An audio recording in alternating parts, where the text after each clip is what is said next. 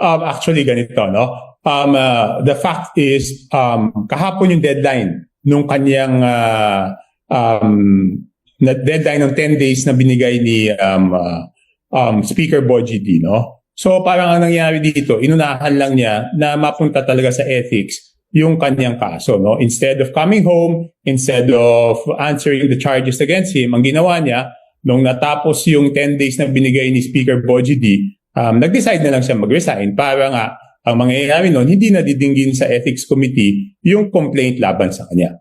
And yesterday, dun sa press ko ni Speaker Boji D, sinabi naman niya, di ba, na dapat magkakaroon na ng penalty doon sa hindi pagbalik ni Congressman Saldico. So ang nangyari dito, instead of being accountable, iniwasan niya ulit, no? Doon pa lang sa ethics committee, ayaw na niyang maging accountable. So paano natin siyang aasahan maging accountable doon sa ICI? Kahit sinasabi niya haharapin niya yung mga kaso, hindi naman niya hinaharap.